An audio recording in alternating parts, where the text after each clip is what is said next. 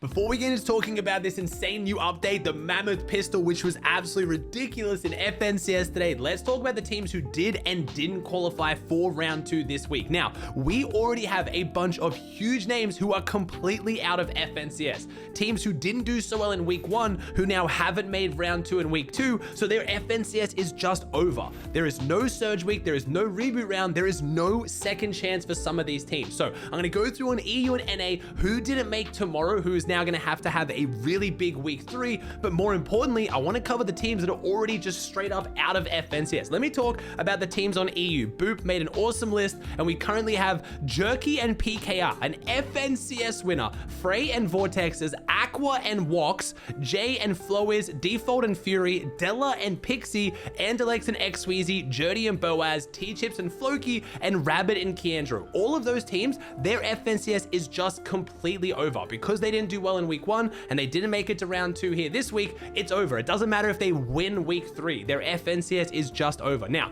these are all also some big teams on EU who didn't make round 2, but with a big week 3, they can still make it into grand finals. And we have, of course, we have to kick it off with Queasy and Veno, the favorites going into this FNCS to win it all. The reigning champions, winning 6 out of 12 games, didn't make it out of round 1. And if you remember, week 1, they switched their drop spot in the finals, which didn't see a lot of success for them. So they ended up coming in 3rd last. Because of this, they don't have anywhere near as many series points as they would if they placed really highly week 1. So they've put a lot of pressure on themselves coming into week 3.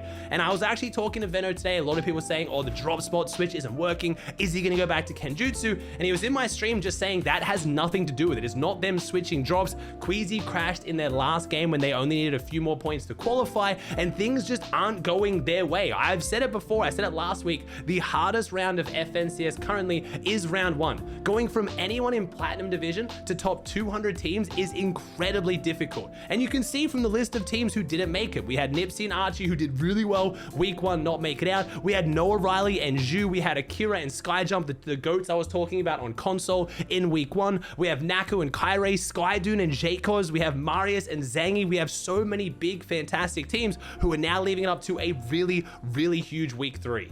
It's not all about EU. We have some huge names on NA who are pretty much just completely out at this point. Fortnite Comp Report made an equally awesome list. These are teams that are already guaranteed out of FNCS already. Tavern and Lawrence, On1 and Yumi, CZR and Day, Elysian and Dragon, Jeff and Reciprocal, that's Asian Jeff, and Cam and Smallsy. Now, adding to this list since Fortnite Comp Report made this, we have Polarized and Centered out of FNCS. Centered and Polarized unfortunately had Polarized crash 2 times in their last 2 games when they only needed like 30 points to qualify. I'm sure if he didn't crash, they would have made it, but because they had a really rough week 1, that's it. Their FNCS is now over. And again, we have a bunch of big teams who now still have next week to clutch it up, but they need a really big week 3. We have TK and Jackson, Scoped and Magnolia, Users and Accept, Noxy and D-Roller, some really, really big teams. So it wasn't just EU that was struggling. NA was out here having a very, very rough week as well. I know you're probably thinking, was it hackers? Was it lag? Like, why did so many big teams struggle? And while there definitely was some instances of teams having really, really good aim, some up and coming top tier aimers, the servers were actually handling it pretty well. If you guys missed any of the social media talking about it, we thought in the new update that they actually nerfed render distance. Render distance for players is usually around 250 meters, and it was brought down to 150, meaning you couldn't shoot anyone if they were over 150 meters away. This had a lot of people worried, and one of the main reasons why I thought they potentially did it was either to make mid-game a bit more exciting, but also to reduce server lag. Turns out this was a bug. This was not an intentional change, and apparently it looks like it's already been fixed on NA. I saw plenty of players hitting shots over 150 meters, so I think this has already been addressed, but outside of that, the servers weren't super laggy. There wasn't rampant cheaters running around taking everyone out. There's just the FNCS format right now is really, really tough. We talked about it when the FNCS first started, and it's being backed up here, but I wanted to make sure I made that clear. It's just, it was a rough day for a lot of teams who were really, really good. They just weren't good enough. One thing that could have definitely had an impact though was yesterday's update. We had a pretty major change in the update. The biggest one, the addition of the new Mammoth pistol. Now this thing is ridiculous. If you've played or watched any Fortnite in the last day, you know how strong this is. It is a slow fire, one single shot pistol that hits like a freight train. With the augment to do more headshot damage on heavy weapons with gold, it does 198 headshots. You can also combine this with the augment that allows it so that when you shoot your pistol, sometimes it doesn't expend a bullet, so you then just get to shoot it again without reloading. But don't worry, if you have to reload, there is also an augment that makes your pistols reload faster when you've gone out of the clip. And because there's only one bullet in the clip, you always have a faster reload. The hip fire is almost laser accurate at any range, and it has no damage drop off. This led to insane kills in clips like this from clicks. There. Oh my god. You don't. No. Oh my god! Oh my god! Oh my god, bro, he's disgusting with this thing. Holy. Dude, this pistol is crazy.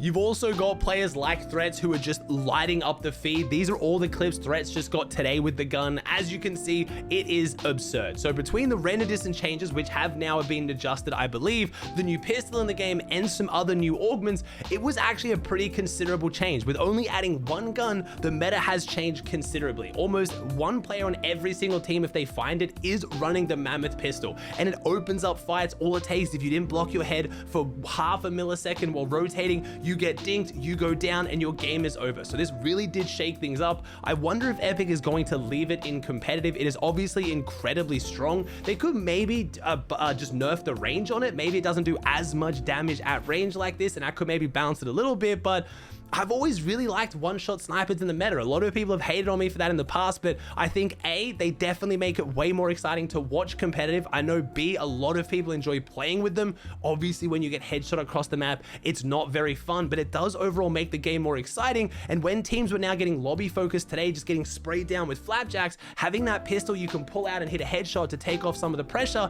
in my opinion, does add a lot of skill. You can't just brainlessly stand on top of big surge towers now and not worry that you're going to get hit for 180 in the dome. It really makes players have to be more careful and play smarter.